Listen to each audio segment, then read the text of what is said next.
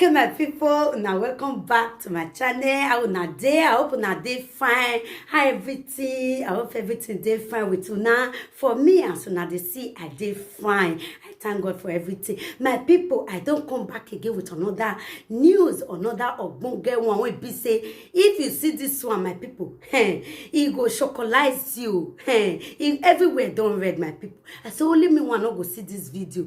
Make una also see this video, make una settle down, watch this video till the end.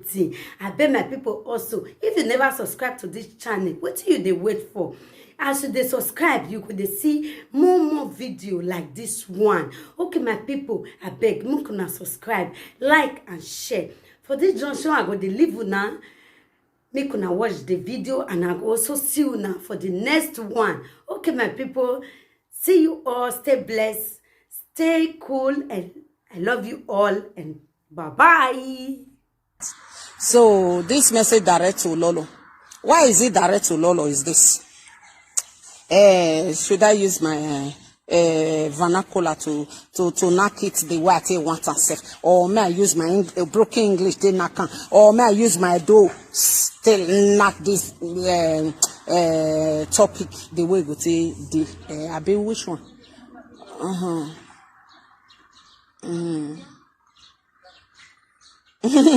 Tessie job for me.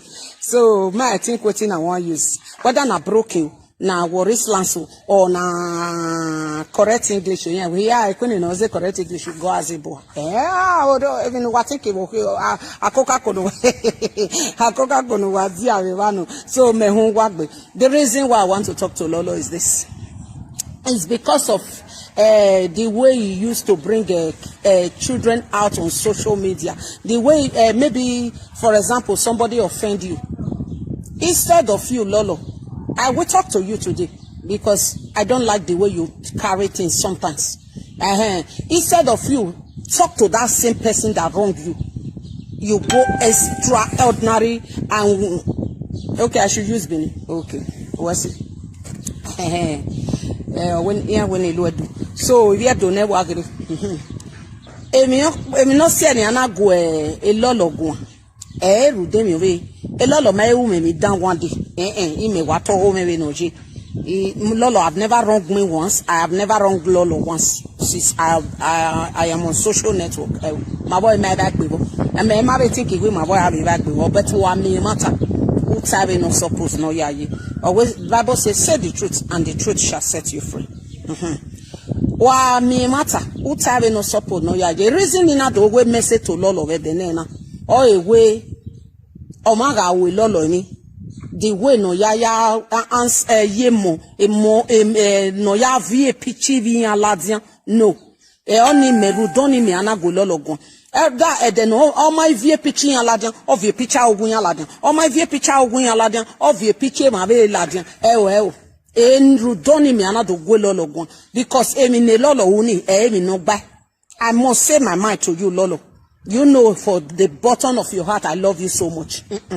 I must tell you the way kenuna nuna baku kenuna wa baku niki na vie piche moladiani mbie kani owemi o ma no wemi roto we wa se o ma no wemi ai we wa ri pa o ya gwa le roto ebie kani he money abiele all those things mi no gba Lolo mi no gba so emi nana no often na often ojo hamu ma ba kin ado vie picture ye social media only area ya we do level. If you count yourself as a motivational speaker, behave like one. Stand your ground. Well, I will not go work on FSA mono BL because he am Obama eva. He am unima to sin mano wemi or whatever uvevani or wavina babak bebo. Maybe for example me wemina. My work babak bebo. You face me direct and leave my children out of it. O face me direct. O was Sibime I say money BL I say or donio me I then no one more dame 1 on 1. Yeah, when my wa dig ya wa your way one transition my wa face me now ni my no wo offend me na wo offend me na go we maybe offend we na go me go dem ma we wa dig I worry we wan transition I dig egbe we man I hewe oge nu we na ya gwale route money here gwale route money here mi no gba that character nu lo lolo mi no gba azidole bonu we hin we tie gbo we motivational speaker okay for example we okay and emi no jo we I motivational speaker rude money because the children are innocent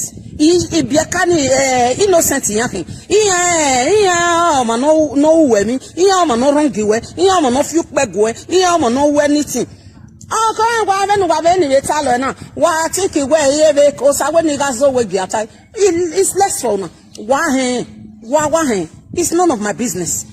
One day upopo na ya gbijale no be ya se gbiyawo one day upopo na ya gbijale wa me ne kuni ago emi no gwa kan ga emi no gba one day abe uwe nu we je se mi na oba lo be gbe ade emi no gba wo mai wa roge wa tota ibani innocent people no tota ge be bani where ya gwa le routine yan u ya gwa le routine yan normal we mi yeye because of wa gun ayo yes ogun ayo time we mi na no na mi no gba we wa gwa le routine yan we mana mi o ti yan we mi no gba awawa me must to temata no we agwe monu mi no gba lolo. You have to withdraw from all those things. Area ya we like presenter, working away presenter, stay away from the kids. Stay away from the kids and stay away from their innocent husband, normal women. Stay away from them. Oh, one more that will not face you when wa agba dige. Innocent children no man opama eva. Na umai mogo na laja. That is not good, Lolo. That is not good. If I tell you this thing, you say, well, the way I the way I talk to you, you know yourself, not truth, I tell you. And you say the way I talk to you, you not like her, but my truth will always set me free. It's not good. How will you feel if they bring your own children? How will you feel? You will feel bad, my sister. You will feel bad. I don't want obiomo, ewe na gbojasun. Obiomo, ewe na gbojasun.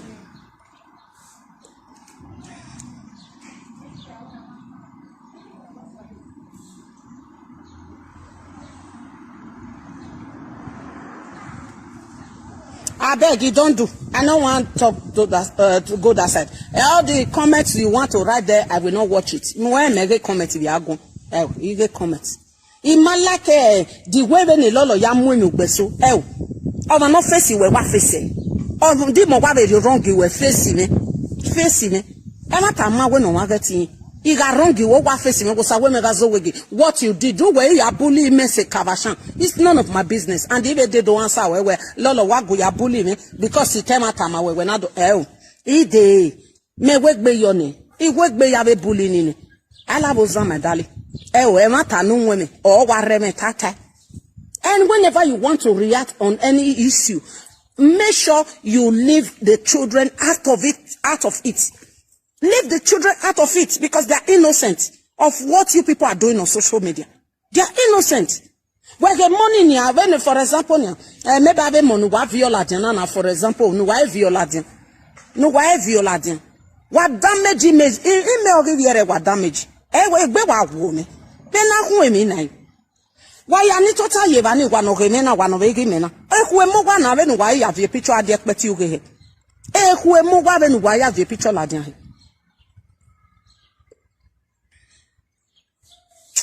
God bless you, Bella, anointed Bella.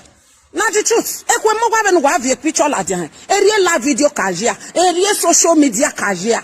Social media not been like this before, but you people are turning it upside down, bringing anything bringable, destroy anything destroyable, condemn anything condemnable. It's not good. I will not buy. I'm away me back, but who wear with wisdom? Who wear with wisdom? We're not be a man with your you can't be.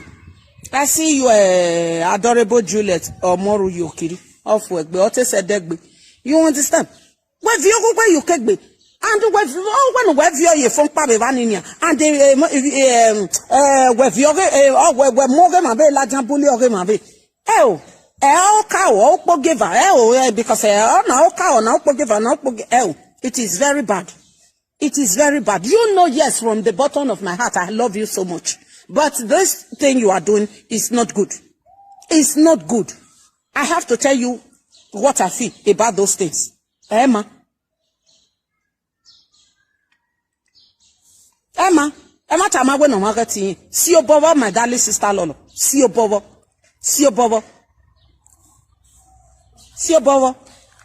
You marry a man do bully we no do saga we. Yes, I can't tell you the truth.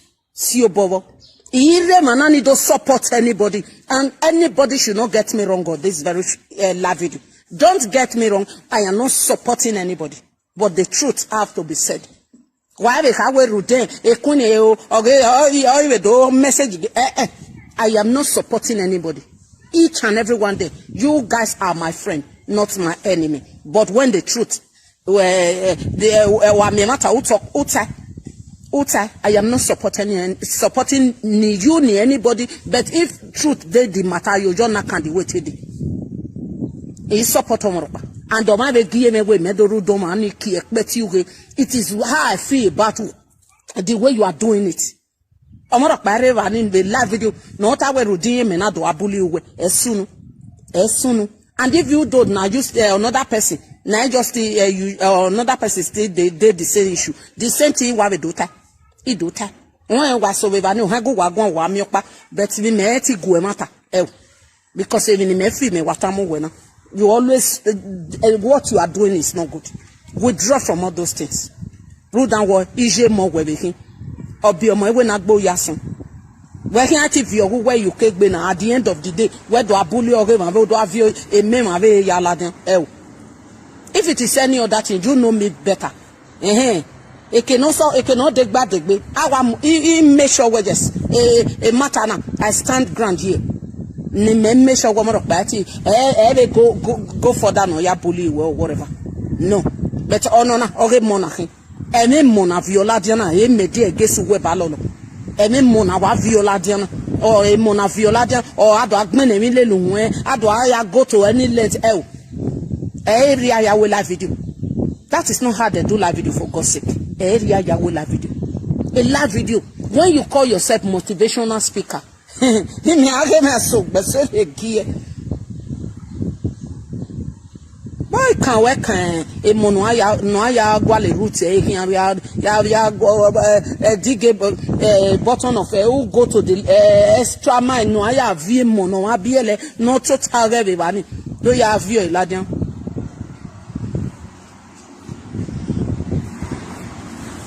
So me and I'm not talking just only for Mama Beatrice issue. Wa get I don't care about those things.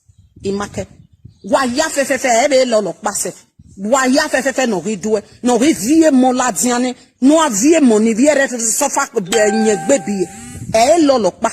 Wa ni buno be we mebe agwankan. Wa ka we lolo pa no. Wa ne kebe we na. Even me ave viore ritala diane and which is very bad. Or emi no gba. Emi no gba. Cause too much be. Bugbegi tian. Bugbegi tian. Edo wa be kon ni la dian vedero. Arovie arovie abi wo tian ga arovie. De ni vi an receive we na je na. Even an give wa live video. Na their children say on a live video. Na wa memwe bogbe moni abiele. Wa mwe bogbe jian no ni am no ma opa ma eva. Wa mwe bogbe jian no ma opa ma eva. Wa ya mwe bogbo da fian no ma ege na ni ya ke peti uwe. Emi no gba na ya hin aviedo. Emi no gba na ya hin. Wa we motivational speaker akin. Ba ya motivational speaker everywhere me ekekere bo godogbon wa una we peti uwe. Ba ya we motivational speaker every na. A motivational speaker, when we just a motivational speaker, I tell like petuwe. Uribude no ma, diami no ma dia. Me hete motivational speaker. Or when I correct me no ma correct ye. When I dolly a we dole we. Diame, ye live video mani. Uya we me yesi. Me evil. Amen. Ye motivational speaker. Ma do be ro ye do ne wa gre. Do wa hon be no wa gu me he. Even the me ye motivational speaker ne. When it has to do with being a presenter, you people still get long way to go. Mary egbe me in way, better make any me na wa be ma. Me ma ladian de do vie picture waladian. Me ladian de do pe record waladian. Me ladian de we ni do condemn wa be peti we. O ni do ria wa ni wa. Eke me na wa be ma be o be reva. Ime be ti egbe me be ni. We just award aberi emeboni orun party ladian we just eri me no sa we me ga zo wege eri ga bully yin eri ga vie pitching yin ladian eri wa do di ki ina do akpe recording ni send igun me be peti we. If that egbe very oro wa vie ladian we just say kuni ukaweni, show me any video no je. Emana emi no gba ni na yakian ogere ta ba be de no we ru wa bully from the beginning to the end. Emi no gba na yakian area ya we live video na area ya we live video akwa area do we do level wakin over the as far as me is concerned. Benin people wanna go learn from people where really they do this live video well. Make una go learn the Benin presenter. Make una go learn from people where really they do this live video well. Make they teach una how to run this live video, how to correct this live video. If me get where they me go still go meet them, make the teach us how we want to run this live video, because what we are doing, it is not good for my liking. Me no buy. No buy. Ni maya we will be my way. Ga all over the place. Nyaga all over the place. Ni maya we will be my way. Maga iwe ne makedo ki ekpeti uga okimawa. Na do tabe noji.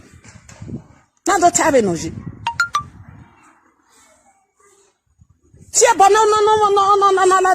Asa otso ma no go kwa gun ha wa ya rob your dafian. Why are of your dafian? Oh hi guys you cool. Oh hi guy we mi ropa. Oh the name on live video, Benin live video presenter. Edo live video presenter. What did they happen? What's no that one iboveva? Makpare we bona. Naja we jo bonek boza ojo ma we me live video na. Naja gba o na be ja help individual we ba ni no bo ma be so e. Ojo ma we live video na. No be no kin ki o ga la wa. No be no we ni go kan wo mi go kan no wo be la o wa. Di ma wo be peti we. When we are not good at that, live video ni ma wo is not motivating anybody to even say hey, na ma mi ewu ya support him, ya support him and river. Forget it. Not that we are good. E matter about when no marketing. But they go live video now. Na iwa una negbe mana oko mana.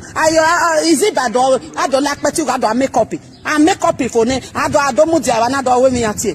What makes you a motivational speaker? You don't have it. You don't even have the quality. Yeah. Salo poame. Kabe comedian sina negbe oko ni wa na maragun. Me value do live video presenter. Avec comedian sina ni ave ba ti do pikin abe ni ke pastor ni ni never lo ese every video ni o wa macho o wa la ma ho adam ho o ko every do yan here many are there beneath there if you do many things working every day trouble all over the place. Go and see a government landlord. I give no ya encourage him and go bomb so here. What are we doing on social media for God's sake? When we are not good at in anything. Now give mamu.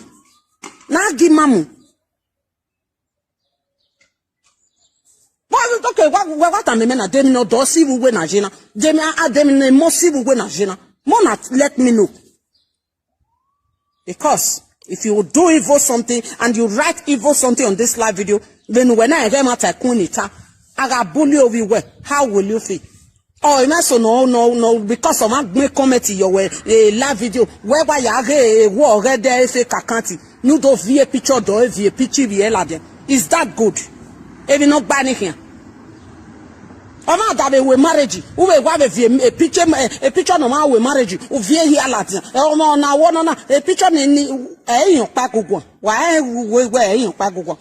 Why many people no ja go to any length. Even when omani ma we me ni why mu mi no okay why mu ejo ho. Why mu ejo ho? Emi no gba na ya here. Emi no mama ho boy ma wo why am fa egbe why re ejo. Even omani abeta we ma okpa ma eva why ya ha wo we. Are you his father or a mother? What, because my mom understand what I expect you to. You losing your strength, doing nonsense thing for why you want to move money. You never lie.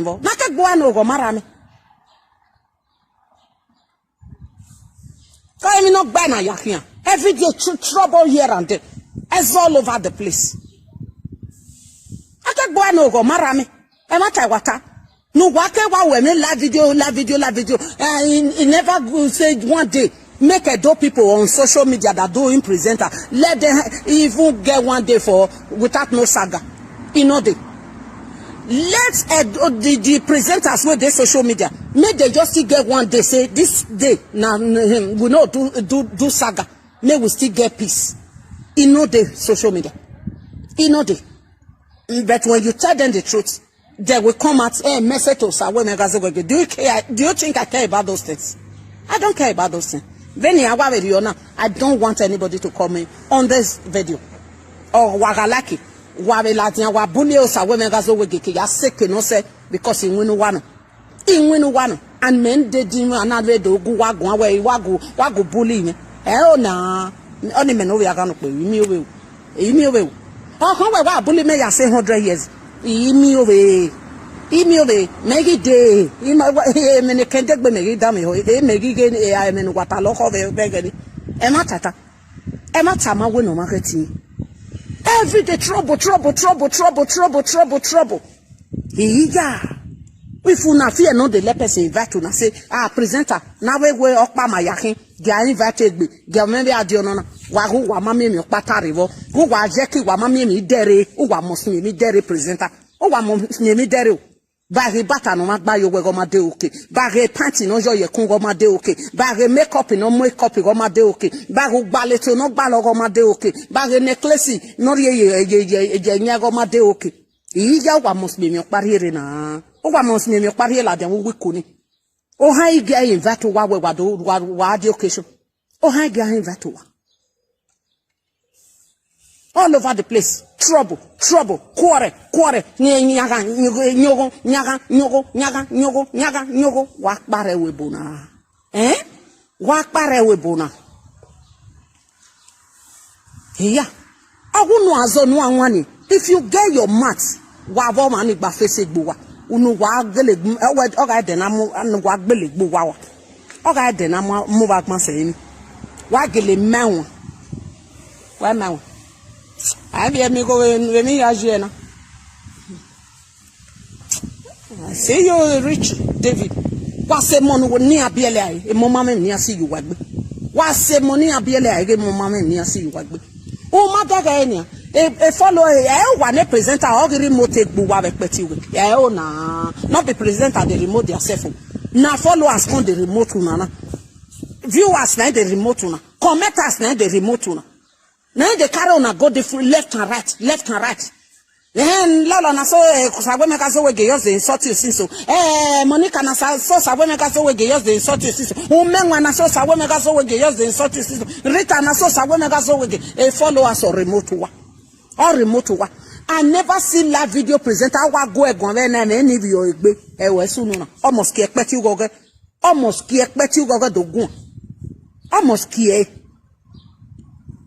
na the remote na self na followers commenters na the remote na callers na they tell una we see una what to do because una no get say on una no get say una just dey social media there they here na mo make wa we gbera ke where carry me go I'll face am where this one carry me go I'll face am where this one carry me go I'll face am why can you wa awo gele wa na kin mo pa na kin let me do it the way I want am. Wa hiyo wa.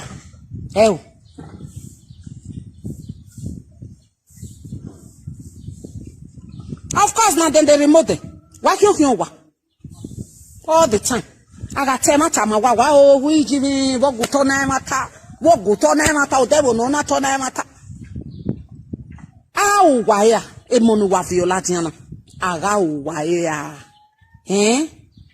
ada awe bi my wa my awe bi my own no go iduwa all the whole mess no wa do expect you na bi my own I no go iduwa oguna me wa ewo ma say one day my here wasun my here sun every minute of the day even over my be go over lakpa noje ana we go my here wasun every minute of the day oh mama sunu better the wa here lad we not go ever do saga again. We not go ever do saga again. We don't leave trouble. God forbid. My dad begwezo. My dad begwezo. Okwezo si yo. Okwezo si yo. Amanyawa yaweso. Iyo salobwa. Ije. Igo why na agi because me go all derive nyana.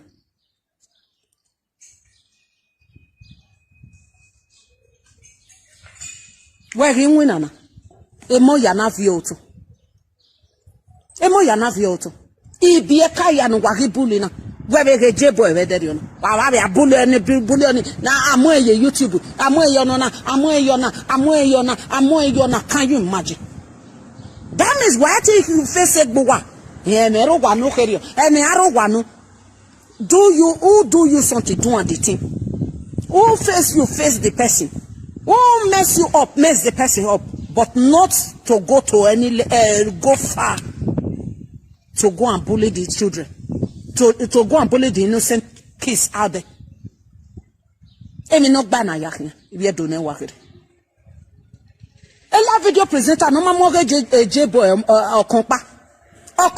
Iya ga fling gele le ran bidikan. Iya ga fling gele le ran bidikan. Iya ga fling gele le ran bidikan. Ela video presenter no ma mo me maru wow because o me no mari egbeji. Awa me no mari egbe na ji. Queen is just too gallant for all those nonsense. Ako. Beni mena e bene mo moje he. Beni mena e na genge no remo mo. Beni mena e obalo no remo mo. Beni mena e ni ya no remo mo. Ha, wala ho. Because I will not support this evil. I will not. Because edu BM ije mono nye gbebi mo. Eme no je a o men so ene. I know what it is to be a mother. I know what it is to be a mother. When mana go, when mana be a sort on it, when just mona. Oje agmove weje wo akin do BM. Oje agmove weje. O ma si ko we se wo ti salu bi you out because emi no remomo o ja no remomo o balo no remomo e pensi no remomo we gari si eso toni o ke do eti gba mesa won orun pa wa to ta be ba ni omo nu we mu ye kovuki omo nu we mu ye kovuki orun pa do ya we mess orun pa do ya we rubbish except one we na wa ma o agengi mo wa ma o balo no remomo o sie no wanaje mo emo ya gbakiye ye be peti uge emo ya we rubbish lele iran verification.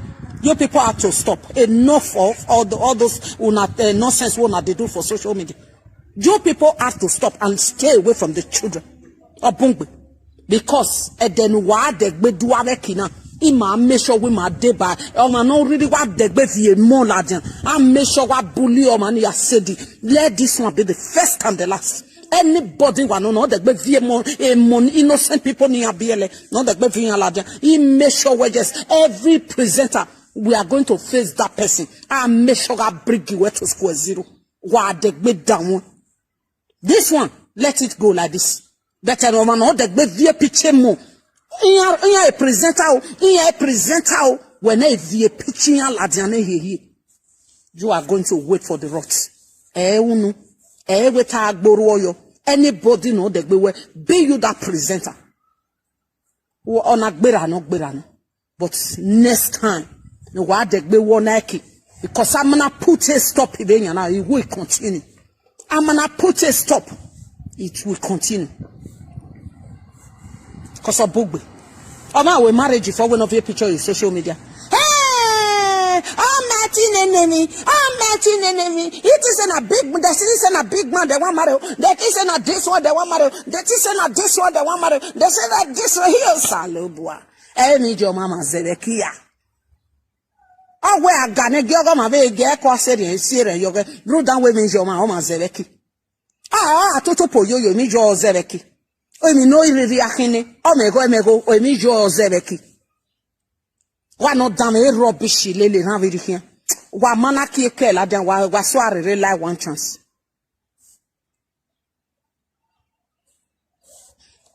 Daddy, even though they did not hear. Even though they did not hear. I had it bother because Emma. Akwa vere na me no ma bully okwo ne ni ari agbon me ra moto. Ni ma vie pichi yan ladia. Ma die eke na gbovi ogwoji wa ga gbe mejo eke na wa gbovi ogwoji bebu wa gbe mejo ru dan we emi ni ma wa e wa na wo me hi o saloboa ya e mo kin agbe ni gbe nani is do ya so ma no se ne so wa no gbe ni gbe nani because obi omo we na gbo yasin wa mo oni ro mo vision mo rita ma wo ma gbe mo ma wo ma mo e ba we be ki adegi o ma so emi dan to yi dan iyan ga re ho iwo oye aria hi bisi nu wa yako wa be dege be no yadi de na da karinyo wa be dege be no yadi wa ya fe gbebo lele ran bi dikian yeah, well, ete Monica, ete ma o, me whatever no je. But when it comes to saga issue or whatever, no wagao, ete ama, but ovie nahi, or money bie nahi, me tave no je. Or money bie nahi, better presenter no ma movie la dian kompa. No ma jovie we rubbish your kompa. No ma mess of ye opo kompa. No ma ti of ye ni o kompa. How dare you guys? Area wanna know. Forget to now audio recording of it. We may have feel audio warrior. Or maybe na ya feel a warrior head. Even no matter odo me ati. Even no maybe na ya tie. Even no matter why do feel a warrior. Our way audio. Do we mind the name no way.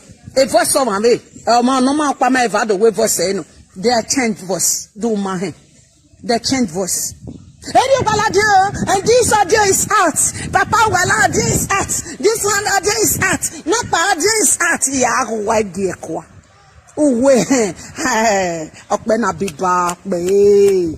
Okbe na biba. Me wa ga audio no wa gbogbe so I gie. After doing the nonsense edit where the time me respect you we a voice of an I knocking. I don't think I got change the voice.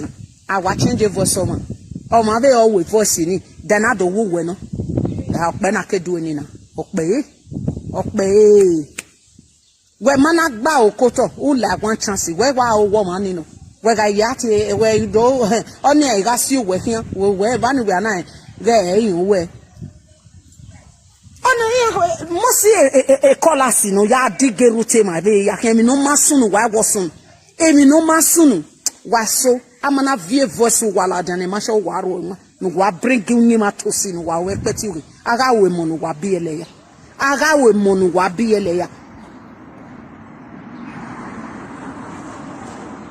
e Monica wo wa mi wa ma ti face Monica wa na go ye wa face that means wa everybody don't level then wa presenter here I won't know as no one tell me I tell you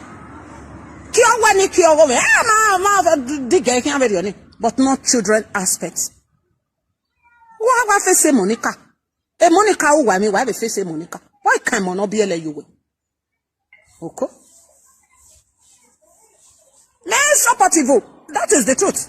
I'm Monica but at the end of the day, but maybe I don't work because of Monica Cabe. I work by me. I will wear Mataro.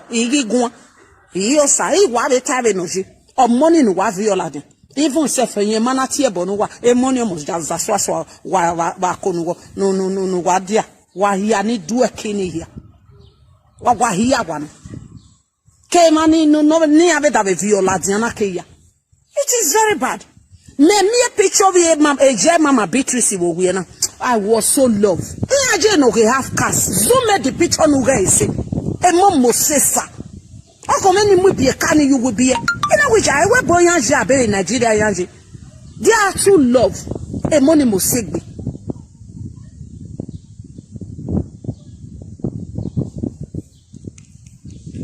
ioni mi megwa be amo severi ni eko ioni we ni amo severi o e money mo segbe na go and zoom the picture and see it yourself iyan mo segbe how many mu yan you we assume we na me ni me ya post any wa mi video but we assume u dere ebe noji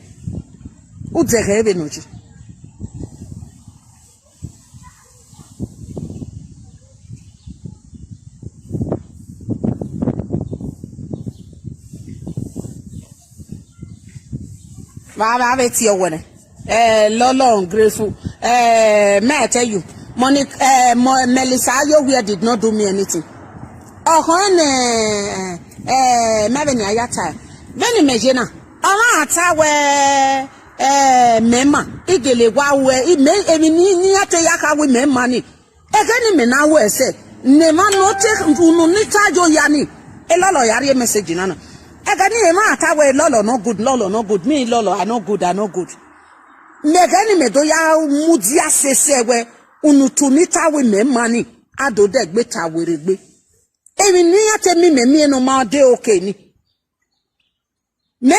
medo di kie kodeni ladia ake ado aga we jese mata no ebe na yage o ma erioje ebe na yage erioje you change from all those things emi na teta lele we ni ado wu gini ma no ta lele we gbe eri me yagbe Awa ka we kuni ma o emi na ta we me imagine megele do fi wori e ni me ka we yo ke nana we ga tari ebe na yagi erioje I will later change so that you will know yes God bless you wisdom p o sa so for me e do fi wori e ma we no magati Give me now, you have to change. For me, you never do me any evil one day. And then I will never stand here and condemn you. Say you do me evil. But the truth, I must tell you, my darling sister Lolo. I must tell you my truth.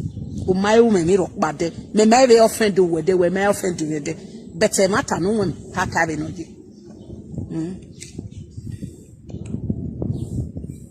Yeah, while I be la royal queen talk show eyelashes. Yeah, I will not be only that one. You write another thing journal for me. We go motivate me while I be la royal queen eyelashes. Yeah, while I really be like royal queen, yeah, matter no. I'll be like royal queen talk show eyelashes. Yes, if they makeup is severe na niya. You are really doing well now on your makeup this thing. You wow every day one. I did do every day. No worry, press your red dead, my darling. You are good to go. Megwe ni rockba. Agbera vani. You see na. Mother makeup in makeup. Almost segbe na. You may settle down makeup on na. Occasion here I come. No woman of you. Couldn't almost segbe. Oh, any old say. I'm a segbe. So, I'm not with Nana, Emma, yeah, what I give and I'm not no, must segbe. Here, sir. Oh, is your white TV, Nana? Of course, nobody will not love Lolo. Me, OSAWENIZUWEGIE love Lolo. But not be say, if Lolo do something, I no go talk. I must talk. If Misty do something, me Lolo talk. And I will never come here, come reply Lolo, say why you talk for OSAWENIZUWEGIE, why you quarrel with OSAWENIZUWEGIE. No, you not love Lolo pass me. I love Lolo. Welcome ya, yasu wake with me one. But the truth, I must say my mind. When Lolo will love you, Nobody will not love me. Love Lolo pass you where I can come at. So, but when me go see truth, me I not can talk. No, I must talk. Now the truth. Now the truth. Everybody they wait for saga. So go and can't bully us. Lolo. I know can't hear can't bully Lolo. I can't tell Lolo. If I see that position, Lolo go sit and do the same for me. So he will not still hide, say me not talk, put him must surely talk. If I go do waiting Lolo, not like Lolo, feel free, stand on your live video, say it the way it is. And I will not come at can't challenge you, can't insult you. No. Because I'm not telling you, I can't fool. God bless you, my darling. Gracias. Mosegbe na ijimi ije wa bi onona. Ogiolo senera reje yayo. Omosegbe. So, no. Imosegbe ni mo se.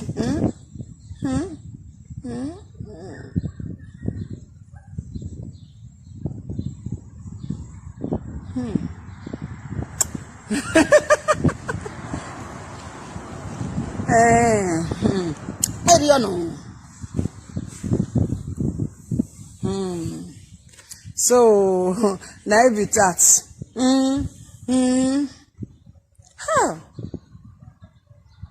Ona ogbongbon na fina. Amoro bosa no ga. Amoro bosa ni musi. Amoro bosa no ya hiyo. Amoro bosa ni musi. Amoro bosa na sukibi. Ogiolo senera mi ya yo. Asimo mi. AKA omoni no gbogbo wo ogo no pebu. Omoni no mu epi gaiwe na mu. Omoni no no jo irawe na jo. Anybody should not call me on this video. When you call me, you have rude and wait for a video now I block your ass. When you call me on this video, you got rude down wait for a video now I will block your ass. I block your ass. Una call me live video now. You got rude down wait for a video now. I will just go there, block your ass, block everything about you, block your memory, Jonah. Not just go there. Whenever I am giving message, don't even try to distract me on any message I am giving. When you does, I will block your ass straight away. Don't even go there. Don't try it and come in. Whenever I am passing message to anybody, don't even try it.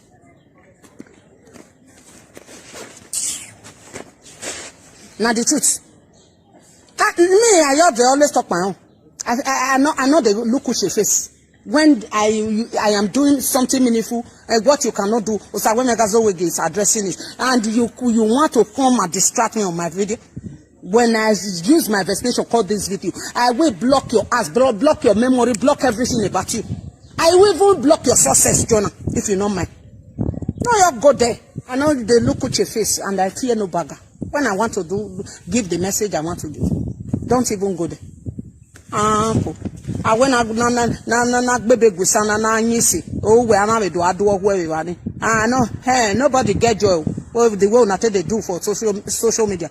Everyone will sit down there not get joy because they are angry at each and every one of you presenters. Nobody get joy. But the truth, let us begin to nail it the way it is. A joy. People are still angry. Ayagbagie sebe no teme kai. Ayagbagie yose. Laughing with you. You are very beautiful. I love you. Yeah, my wife. You don't love anything make with us see. Oh, no love. You don't love anybody. 1 million saga. Una go line up. 2 million saga. Una go line up. 4 million saga, una go line up. Hey, 4K they watch live. 10K they watch live. After the day where you not come play audio, or the day where you not come do saga, you go come see. You come to see 60 people they watch you. 80 people they watch you. That time you go feel count people where they watch you. But nowadays, now if you when it comes to aproko, now do people be first. When it comes to gossip, now those people be first. When it comes to chon, now those people, they make una live evil, now make evil live una for waste, nah. Make una live evil for social media, make evil live una for waste. What's evil and evil so why, anya? Evil, in fact, obo wa ye ku wa no respect you. What's evil and evil so why we ku? What's ama so man no berovo no so why we ku? What's hatred here? Hatred is why they do. I don't people, me una first sanitize una heart. Before una they sanitize mouth for social media. Sanitize your heart. Before sanitizing your mouth. When you sanitize your heart, you come out on social network and start sanitizing your heart. Your mouth. No wahala. When you never sanitize your heart, you want to sanitize mouth. You know say go get ACB. You go get ACB beneath people with this social network. You go get ACB. Make we first sanitize our heart first before we come out on social media. And rock babe cannot be a yakin season. And rock babe cannot be a yakin season. Men of your megonania, what we jo work boy will give me ye standard doa. Salo buano go doa. Why I take him and boysy? Why take him and boysy? Today, who be there? Bini people. Who? Bini people. Who? Bini people. Who? Bini people. Now alone at the social media. Now alone at the social media. Una never use una video one day. Make we still okay. Make we still they use and they motivate people. Awa soreni awa we jo bone. Wa na for one no. No pa. Walking na. What did they happen, sir? Eh?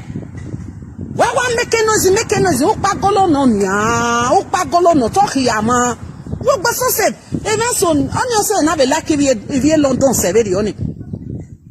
All logo came here, if real London people do are doing rubbish with you. Except a fake Yannick, Spain, or Germany, or Italy, or whatever. No. Unimi by a guy, you know. Then I have a guanana, a London yamu goes. He saw bread the breast. I'm your delawo in London. A London no come before. In here work was a goes. Yeah. I don't make up bad and when you do no nama. Hell, what's on I be see you? Never line. Because I'm soon no mabo. One major bohaga you. What got you when I tear or go my tea? I got you. It is all bread the breast. It is all bread the breast. Wamana mugwa ivia donate ya hiyo. Ivia donate yaga. Ivia donaga degbela. Ivia dona when I am so your boss come I'm wegbe. But nowadays, what did they happen for social network?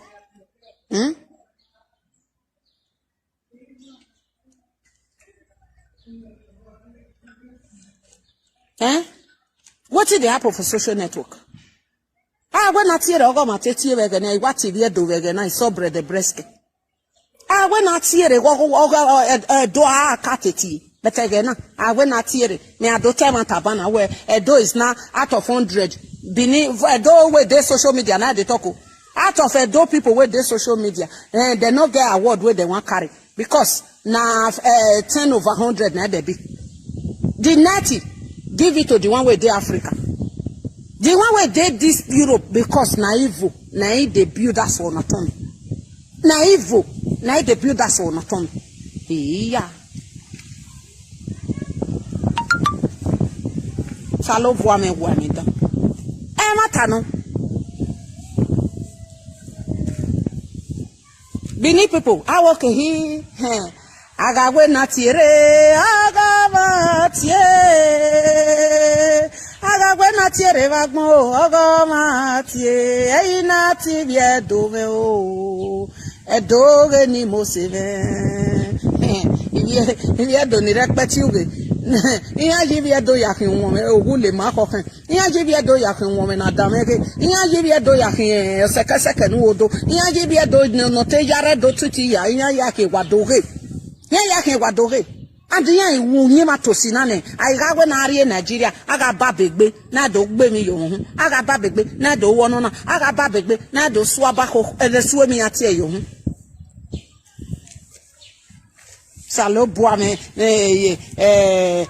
la hobagmo o fa so wa o nero la hinwo. O nero la hinwo. Every day. Ekenu we na mo wi wo tun we gboto eba ni we na mo egbu we gboto. Ekenu we na mo tin we ni bi edo be egboto. Eba no we ne presenter na mo egbu we gboto. What did they happen? Who supposed give una bless una? You know go feel bless una again.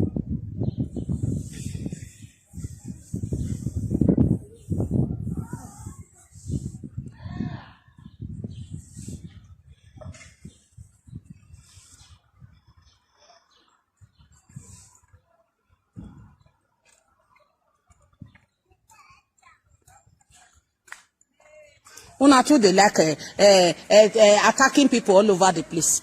I not give this message for evil. I not give this message for evil. Make una live una evil comment or whatever. You know they please me. Believe me. So if una don't challenge una self finish, if I read there, they always delete them. Leave the one way good for inside. I don't always delete una the comment one they write for them. You know they please anybody. So all those challenging or replying one another there, because I am not here for saga. Wanna stop? Challenge this one, challenge this one, challenge this one. Now una comment help. I beg. I got people with una con large reach or social media. Una suppose get association. Una for unite together. Una not feel unite because one day the way one can open una nyash. When una join hands together, say okay, may we come together as one. One day the way one betrayed others. Now una work now for social media now. As we ni vie dog base, bekpeti we una no get unity. Is that not a shame and disgrace? Benu wa base bekpeti ta benu wa bunse. Ahun wa na a unity. Wa na group in waje is a shame and disgrace. Urobo, they get their group. Igbo, they get their group. Afema, they get their group. Cameroon, they get their group.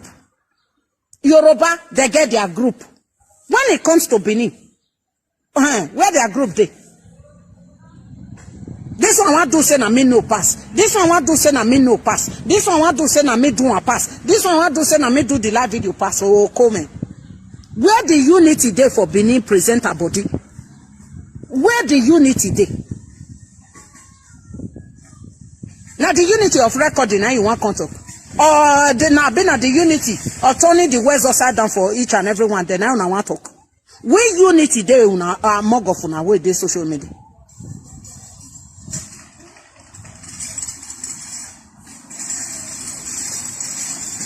Ask me this, so person tell me say me no good. I go lie prove and wrong. Yes, I am okay. Omagata we me ma boma we. He made the expect we need to prove very wrong. Emma tama we no magata.